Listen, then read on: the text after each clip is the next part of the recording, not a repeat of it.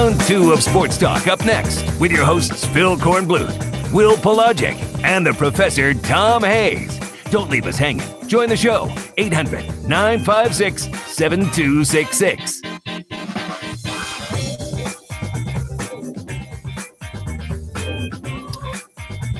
Well, they got a good one going on at the CLA. Myers has 11 for the Gamecocks, leading the way, and USC's up 25-21 just under 5 minutes ago in the half. 6 of 17 from the floor, make that 6 of 18. LSU not doing much better at 29%. USC making hay at the foul line, 10 of 11 at the line, 3 for 4 for LSU. The Gamecocks have been whistled for just 3 fouls to this point. LSU's been whistled for 7, but this is not going to make Frank Martin happy at halftime. Right now, USC's being out-rebounded 21-11. That's not going to be good moving forward. 13 offensive rebounds. It's amazing that LSU is losing, Pro. They've got 13 offensive rebounds, but they're shooting it so poorly they've only got 7 second-chance points.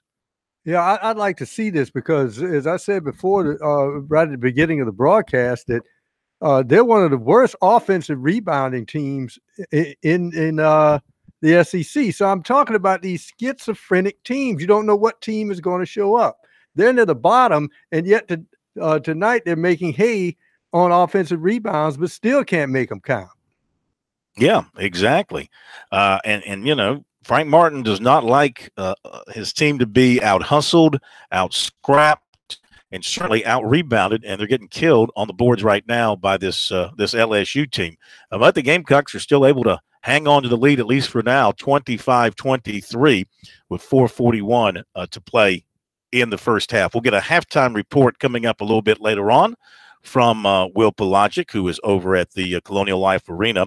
Here at Clemson tonight, it's the Tigers against Florida State, a rematch of a game a couple of weeks ago that Florida State won in overtime. It was a costly loss for of course, the loss itself, when they also lost Shelton Mitchell for 2 games after he suffered, boy, that blow to the head he took with, 9 seconds to play in overtime, and cost him a couple of games. And that game at Tallahassee, as I recall, it went back and forth. Each team had a comfortable lead at one time or another, and ended up going into overtime, and Florida State won it in overtime by a final score of 81-79. Clemson had a chance at the very end and failed to get trying to remember the shot that they got there at the end. Was it a particularly good shot? Do you remember the shot they got in that game? I think the desperation shot they got was the fact that I think the ball got loose from Florida State, and they had a chance, I think it was Thomas, to tap it in, and it rolled off the rim, as I can remember, right at the buzzer. Yeah. Florida State seems to play its best basketball against the best Clemson teams. The Seminoles have won 3 straight games against Clemson teams that were ranked when they played. And so they do tend to play their best basketball in that situation. So we'll see what happens tonight. It's not senior night. It's the last home game for Clemson, but they did the senior thing against Georgia Tech on Saturday. But this will be the last home game for those guys who were honored the other day. Another check over at USC, and it is 27-23 South Carolina. The Gamecocks are up despite not making a field goal over the last 6 minutes and 19 seconds. Are you kidding me? They're 12-13 at the foul line. So without having a game on in front of me, I don't know if you're watching it or not, Pro. They must be living at the foul line for the most part. Yeah, I think that's the way they're playing it. They say, okay, fine, you get it inside against our smaller guys, we're going to foul you and let you score from the foul line. But as long as South Carolina is hitting their free throws, that's the way you can win a ball game. Well, as I was speaking, Booker hit a 3 for South Carolina, so that broke that skid. But most everything else for South Carolina has been from the free throw line, where they've done extremely well so far tonight. 12 of 13 from the line. Myers continues to lead with 11 points. Now, a negative is Silva He's got 4 points and 5 rebounds. He's also got 2 fouls now. So I'm sure he is on the bench at this particular time with those 2 fouls, something that Frank Martin routinely does with him. Now, here at Clemson, spring practice is underway. We heard from Dabo Swinney in the first hour talking about getting things rolling again and how excited he was to work in these new guys and let them compete for their playing opportunity. But he also today talked about the veterans and feeling good about the leadership and just the veteran nature that he has with this team moving forward towards 2018. We got a great veteran-led team, a lot of good leadership at every single position, and so that's exciting as a coach. You know, our starting point this year is a lot different than it was last year as a team. So it's going to be a lot of fun. You know, last year we didn't have a punter. You know, we had new snappers. We had a lot of transition. This year we got most of our pieces are back. So it's going to be a fun group. We got a lot of bodies to work. So there's going to be a lot of competition. We're going to try to get, I think it's important to give everybody an opportunity to compete, give everybody an opportunity to demonstrate that they have ownership of their position, demonstrate that they can go and get the job done. So that's what we try to do in spring. We're going to got 4 quarterbacks, and we're going to try to make sure all 4 of those guys get a ton of reps and go from there. But excited about it, ready to go, and it's just day one to see where we got to go from there. Is it possible that this is the most depth you've ever had at Clemson? It's possible. You know, I hope at the end of spring, that's one of our objectives, is to come out of it. And, you know, we've got a lot of talent, but I want to come out of spring feeling like that it's functional talent and guys that can go play. And so we have a chance to put it together that way. You know, we've had years where we were, you know, one side of the ball was very veteran led, and the other side we got, oh man, we got to bring these guys along. And this is one of those years where I really feel like that we've got the type of leadership at every position and the type of experience at each position on both sides and in the kicking game. So that's a good place to start. Yeah, but do you have to approach this team any different because they are so experienced? No, I mean, too hard right out of the gate because they know. I mean, they know what it takes. They know what to expect. So I think you can really as a coach, that's fun. I mean, you're just, like I said, your starting point with a lot of these guys is just at a different space, a different spot.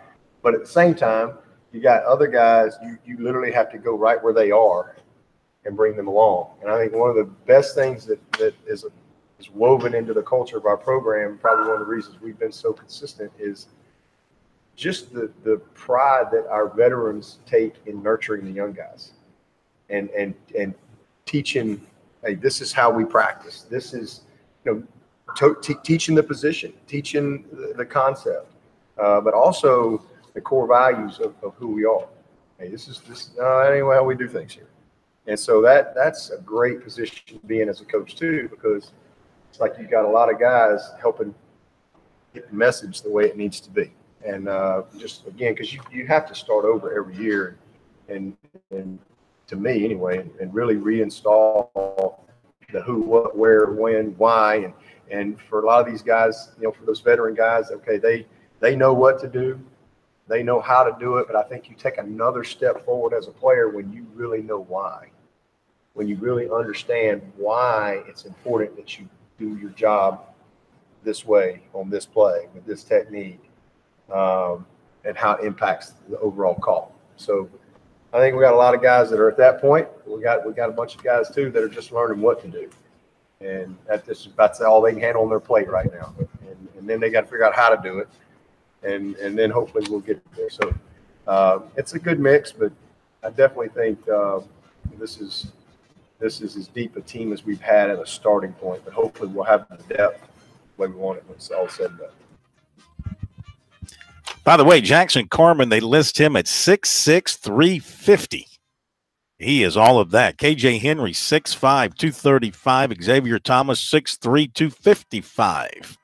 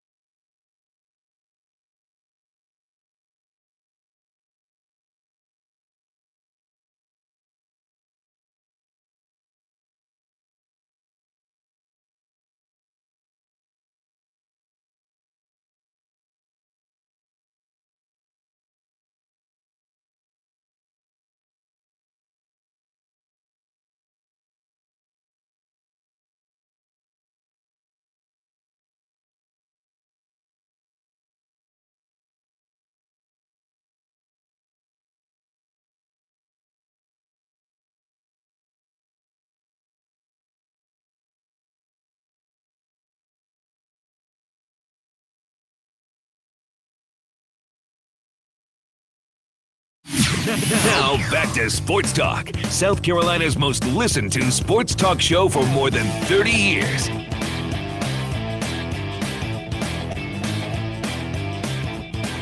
Back we are, Sports Talk tonight up at Clemson. We're over here in the Jervey Athletic Center, hidden away inside the historic office of Tim Beret. I could steal all kind of good stuff and put it on eBay. Let's see, there's a special basketball up there, Clemson versus Notre Dame, all kind of pictures.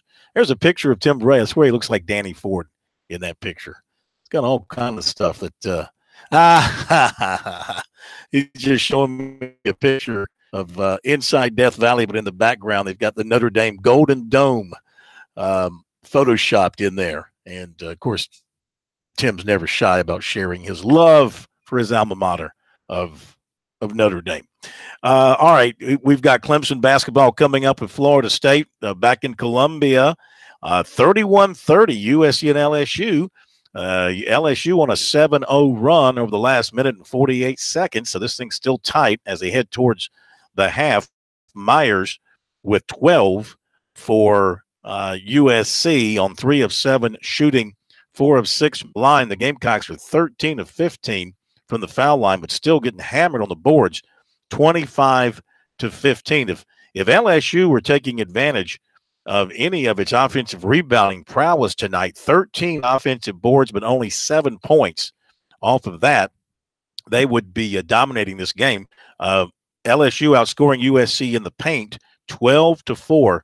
So these are not the kind of numbers, Pro, that Frank Martin likes to see. That's effort, that's physicality inside, and apparently all that's in LSU's favor so far tonight. Yeah, but you got to remember that they're getting fouled. A lot of times you see rebounds because guys are getting the rebounds and scoring, but sometimes the guys are getting fouled before they get an offensive rebound. So stats can say one thing, but they don't show what's going on as far as that's concerned. The other thing is, where are the rebounding coming from? Is LSU doing like they usually do and shoot a lot of threes and they're kicking out high? We don't know. So it might not be effort. It might be just the happenstance of how the scoring is taking place, especially with LSU doing a lot of fouling. Well, you might be right, and not being able to see the game, I don't know. But I'm willing to bet you if those rebounding totals remain the same, trend the same, that's going to be something that Martin's going to talk about afterwards, effort, physicality inside, whether or not they were long rebounds. Can't be that many long rebounds. Hustle, physicality, things of that nature. Have you had a chance to vote in our poll question of the week? Who wins the Clemson-USC baseball series coming up this weekend? Pretty tight voting now. 51% who have voted are picking USC. 49% are picking Clemson. You got a chance to go to our website, sportstalksc.com, and vote. Let me ask Tim Beret, who do you think is going to win the series? Thumbs up, Clemson. Thumbs down. Thumbs up, Clemson. He's taking the safe bet as he looks at his checkbook. Oh, he just threw a stat at me. I couldn't hear it. Oh, he's saying 2-1, all 3 games decided by 1 run. I think the pitching is could be dominant in this series. Both teams had starting pitchers on the weekend to have good outings to this point. And South Carolina, the last 2 games, struggling offensively in those 2 losses. So I don't like South Carolina's chances of doing a lot to Hennessy on Friday. Being at home could be an edge for South Carolina. And Adam Hill is certainly capable of going out and giving them a great start. But can they come up with the clutch hit, as we saw Clemson do yesterday, rallying from 4 runs down? The Tigers know how to go out and get that clutch hit.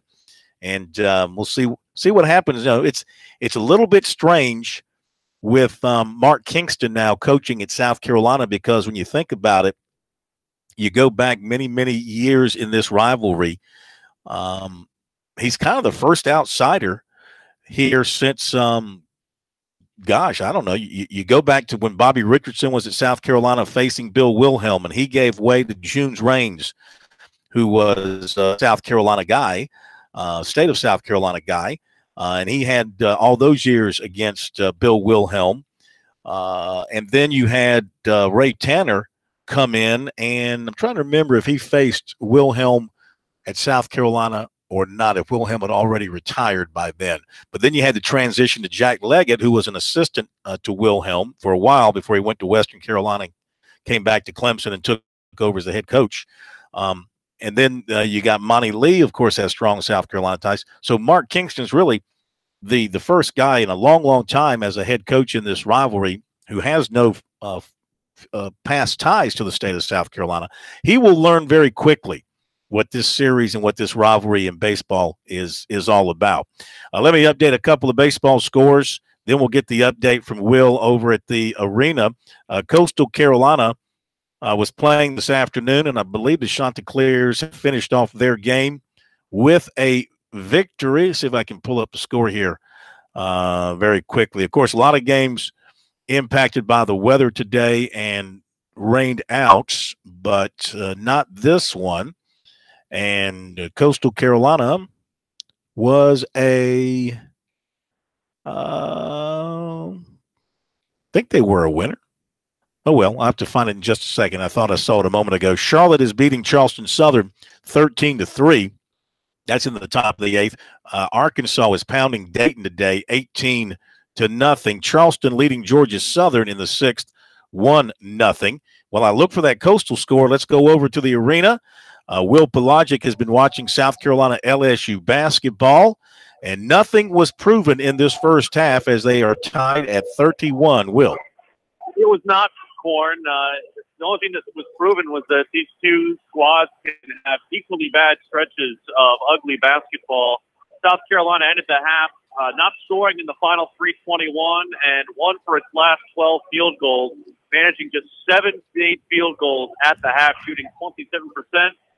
And yet they're fortunate to be tied with LSU, who didn't do much better. They shot 10 for 31 in the half, 32%, 3 of 10 from downtown. They had no field goals in their final 3:06, and yet had an 8-0 run over that point, all coming from the free throw line. They got to the line 11 times, made 8. South Carolina got to the line 15 times, made 13. It was a half that was very, very chippy, but also one that was dominated on the boards by LSU, as they out-rebounded the Gamecocks by 10, 26-16, including 13 offensive rebounds. At one point, LSU had more offensive rebounds than the Gamecocks had rebounds the entire half. So it's something where South Carolina is getting beaten down in the trenches. They've had their moments. They had one very, very key swing where LSU was called for a flagrant foul, and South Carolina was able to make both free throws from Chris Silva and get a three-pointer made from the corner from Frank Booker, and they were able to take a 5-point swing and take an 8-point lead. But since then, they have not scored, and it's been a war of attrition for both sides as they play here in the basically late arriving final home game of the season malaise that is at least befallen the South Carolina crowd so far. All right, and you're talking about the rebounding, and Pro and I were discussing not watching the game ourselves, just wondering about this rebounding difference, and I was suggesting lack of physicality, maybe lack of effort, things that Frank Martin hammers on about his team. Pro was thinking maybe with LSU taking a lot of the deep shots, you're getting a lot of long rebounds and just bad break rebounds against South Carolina. What's been the difference in rebound? It's not anything long rebounds. They only took out of their 31 shots that they took, only 10 of them were 3-point shots. So it wasn't that. They're just getting beat up and down the court, and also getting beat just, again, 2 loose balls. I think LSU, we talked about it before the game, they have a lot of length. They have the ability to kind of out-physical South Carolina in that regard. And Frank Martin has ceased to be happy with his front line. He keeps on subbing in different combinations. We saw Felipe Haase very, very early. We saw Silva only play 12 minutes because of foul trouble as well. We saw a little bit of Cud as well. It's been a struggle for them to be able to get to loose balls, to get to positioning. And the way this game's also been called, it's been called very, very chippy too. So we saw a lot of fouls called early, about 20 fouls called between these two teams. It's going to be one where the team that's more physical about the stretch will win this basketball game. Okay, Will, thank you very much, man. Enjoy the second half over at the CLA 31-31, USC and LSU. We'll be back to hear from Monty Lee, his thoughts about facing the Gamecocks this weekend in the Palmetto Baseball Series Showdown. That's coming up.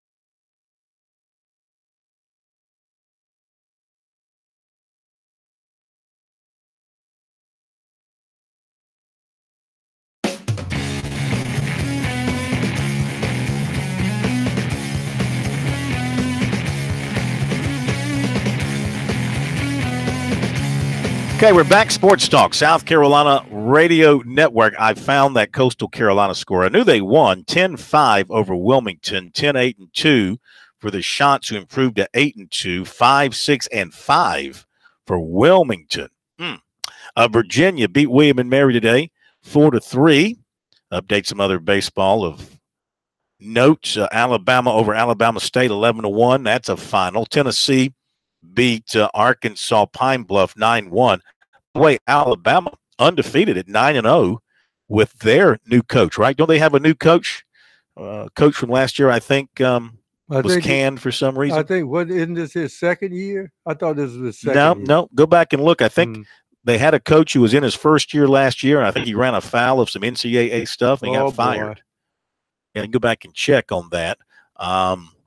Let's see. What else here I want to tell you about score-wise. I guess that's it. Well, by the way, the NFL showing again that their teams are cutthroat, but that's the way the business is done.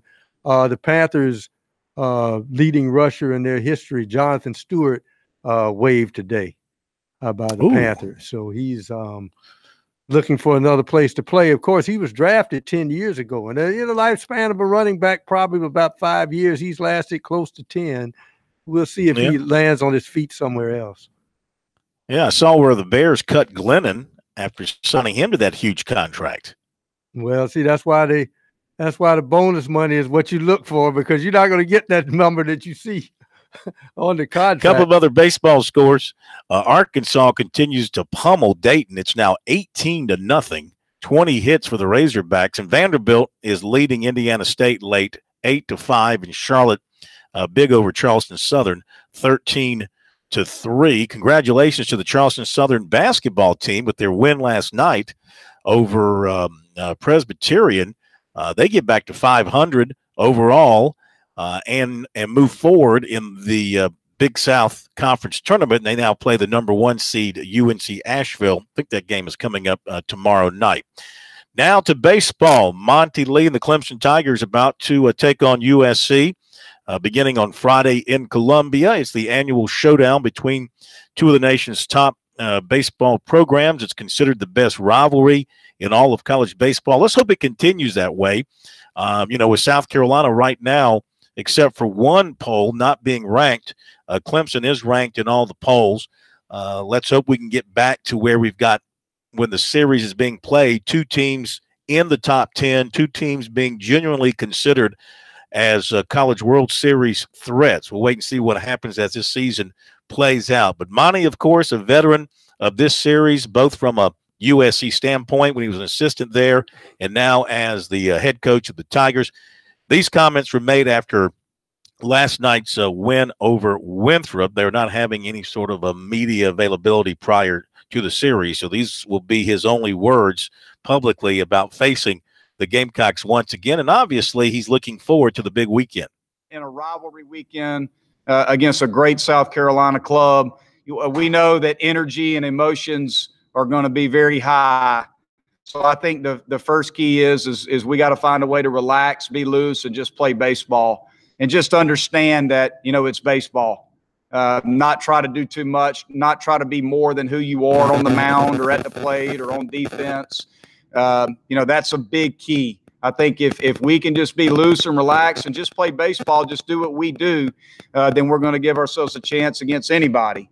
But a lot of times in series like the South Carolina series, or anytime you're playing a really good club in front of huge crowds, it's going to boil down to who out executes who. And that's the bottom line. We got to catch and throw the baseball. We got to get quality starts. Our bullpen's got to be good, and we got to find a way to continue to put together good at bats. So there's no real secret recipe for success, so to speak. It's just about out executing your opponent and just playing loose and free and easy. If we can do that, then we'll be in good shape. Your history, Monty, what does this rivalry mean to you? And every time you play, where does this series rank for you? Oh, it's special. I mean, it's one of those things for me personally. I grew up in the state of South Carolina, so I'm the head coach at Clemson. Everybody knows I've been an assistant at USC, so I've been on both sides of it. So it's definitely a special series to me because it means so much to the people of South Carolina. We are we are and I've said it before, we're the Yankees and the Red Sox for the people of South Carolina. There's no pro sports in South Carolina. We are the pro sports. So people eat, drink, and sleep Clemson and South Carolina baseball, football, basketball, every sport they play. So it means a lot to the people of South Carolina. I'm from South Carolina, so it's it's great to be a part of it. That's for sure. You got to pinch yourself as a coach and as a player to say I get a chance to play and coach in the greatest rivalry in all of college baseball. Any particular memories that stand out? Well, I've got a lot of great memories, and again, last year was a lot of fun. Year before that was a lot of fun. They're always fun. Again, I think it's just the energy of the crowd, the intensity of the game. It doesn't get any better. So, for me, it's just about staying in the moment and enjoying every bit of it. It's going to be weird, sort of, that there's, even though Ray did select the new coach, but he's not from that tree and all that. It's a different guy sitting there finally for someone. I don't think so. I mean, I don't know Coach Kingston very well, but we've had a chance to talk on a number of occasions. He's very professional. He's done an amazing job wherever he's been. He had a lot of success at South Florida and at Illinois State. He did a great job as an assistant coach, so he's very well respected. I know that his teams are very well coached, and they're going to recruit at a high level. So, to me, we have a tremendous amount of respect for Coach Kingston and his staff and their team. We know they're going to be well coached and ready to play. So we got to play our best baseball if we're going to give ourselves a chance to win the series. I don't know how much you've been able to scout them yet, but have you seen any differences with him at the helm? No, I haven't quite yet. And again, I haven't had a lot of time just because we've been focused on Dallas Baptist last weekend and Winthrop tonight to scout them. I know my assistants have been watching some video already, and I will obviously spend a lot of time over the next few days watching some video on them just to learn their personnel. But, I know that they're very offensive. They're very aggressive on offense. They attack pitches up in the strike zone. They've got some veteran position players back. We all know that Hill in game one is as good as anybody. And if he gets it rolling, he can be very tough on any lineup. Morris, has a plus fastball. They say it's in the upper 90s. So anytime you're facing a guy with that kind of fastball, that's going to be tough. But we're not looking ahead too much. We're just going to worry about Hill right now. So we'll do everything we can to scout him, scout their lineup. But we know they're very aggressive on pitches up in the strike zone. They hit for some power, and Hill's tough to deal with. We got to have a very disciplined approach against him.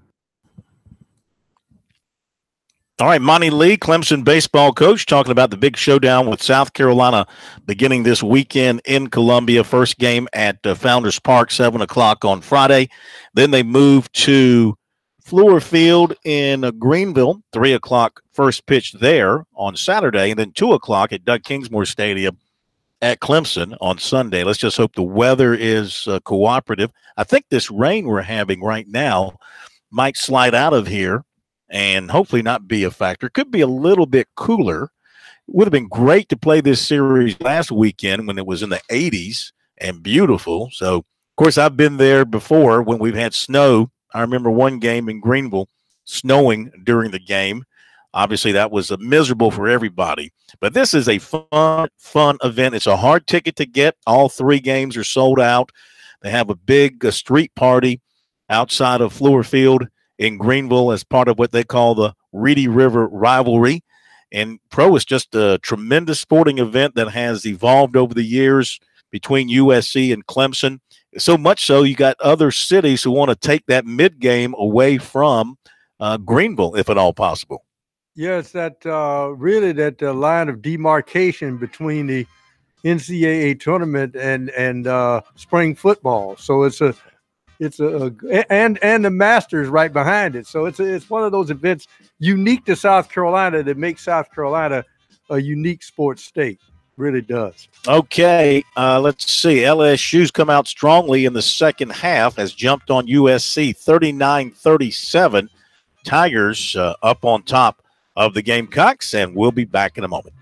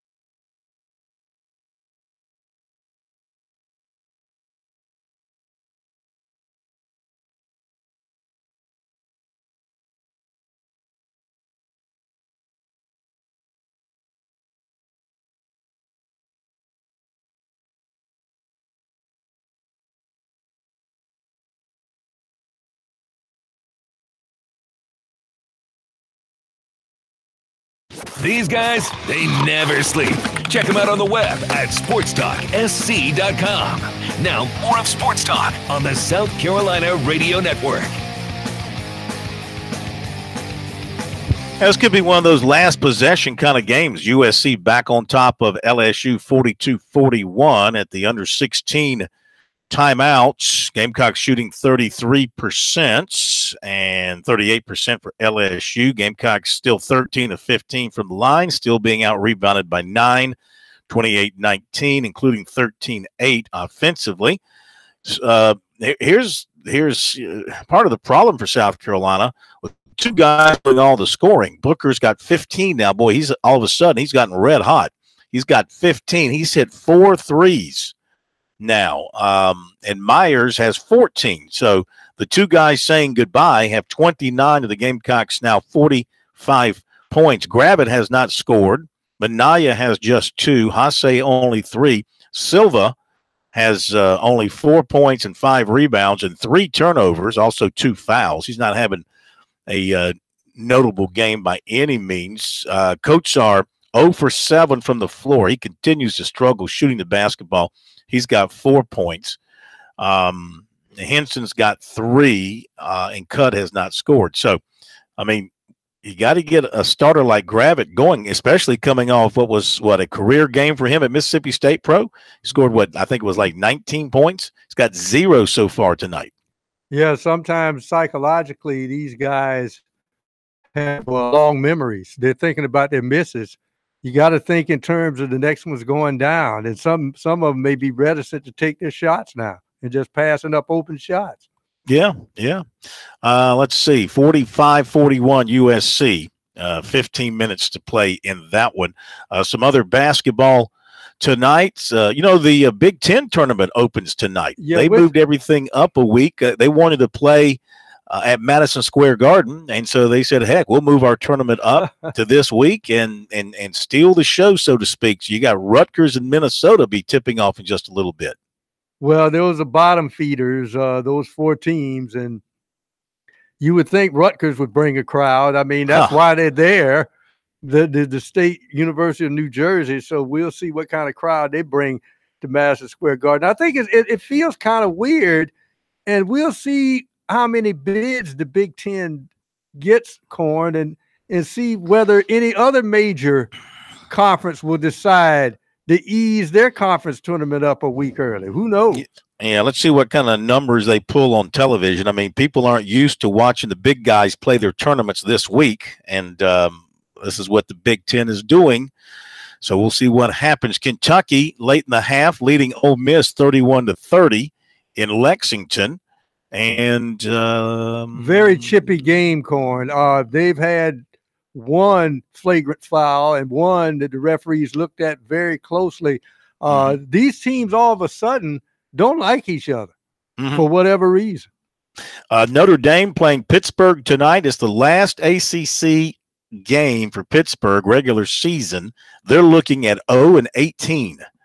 They're down 39-23 to Notre Dame at halftime. Notre Dame welcoming back Bonzi Colson tonight, and that's got to be a huge bonus for the Irish looking ahead to the postseason. They've got to win some games. They are 16-12, 7-9 coming in. So, they got to win this game in their ACC regular season finale against Virginia, which they probably won't. So that means they're going to have to make a deep, deep run in the ACC tournament, if not win it, to have a chance to get into the NCAA tournament. But they can be dangerous with Colson back now and playing. We'll see what kind of night he has tonight. In the Big Ten tournament, second half, a game that started earlier, Iowa and Illinois. Between them, they won 8 league games. Iowa's 4-14, Illinois is 4-14, 86-77 Iowa leading Illinois. So it's about to come to an end. They've only got 1:40 left. It's about to come to an end for Brad Underwood at Illinois Pro. You think he wishes he'd have stayed at Oklahoma State? Well, Illinois has a storied history in basketball, but it's been tough.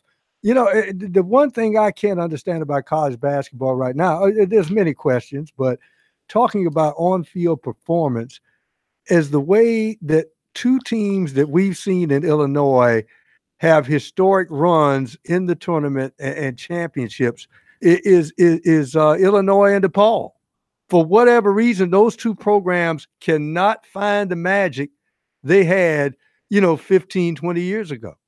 Mm-hmm. They just can't find it. And we know the talent is in Illinois and especially in the Chicago area, and they're not getting it.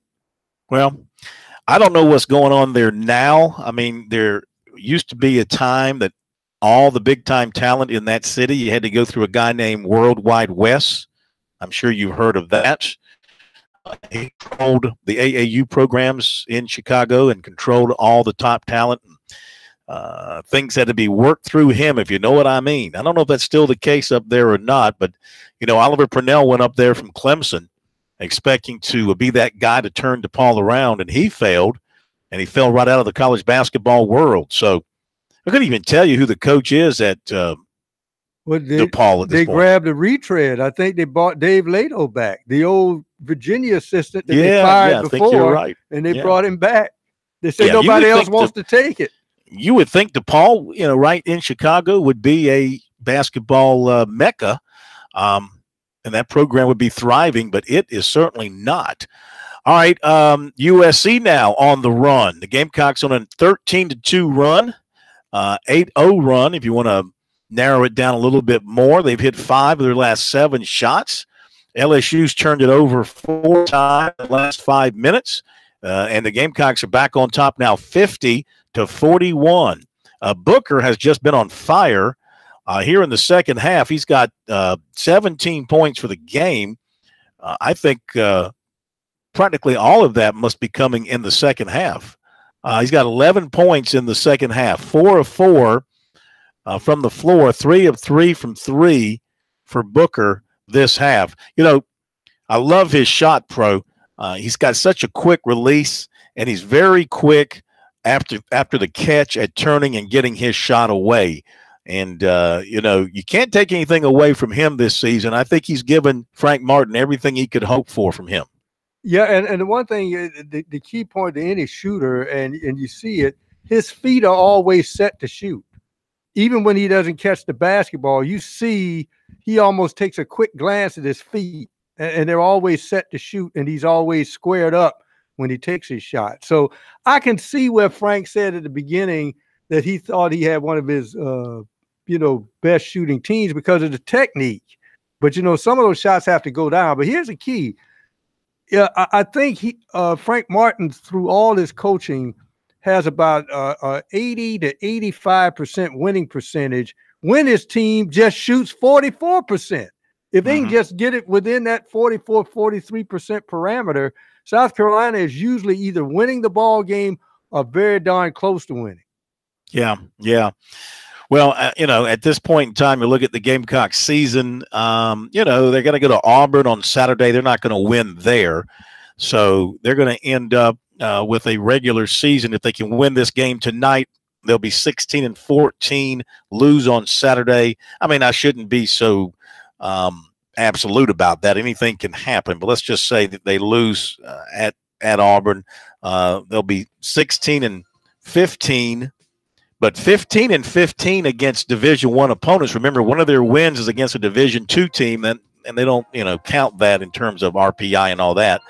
And 7-11 in SEC play. A very disappointing season. There's no other way to cut it. A very disappointing season coming off a Final Four run. And what makes it disappointing if you're South Carolina, the failure to build on that run immediately. Now, maybe. And we're not really seeing it in recruiting either. It's not like he stockpiled a bunch of big-time recruits to come in. They've only got one commitment for 2018. So really not taking advantage of that Final Four run, and that's got to be a disappointment. Okay, Pro, enjoy your night. I'll remind everybody I'll be covering Clemson, Florida State on our website, sportstalksc.com, and on Twitter at SportsTalkSC. Follow along there if you would. 54-41 USC now, up by 13. Thank you, Brian Leonard. Have a great night, everybody. We'll see you tomorrow.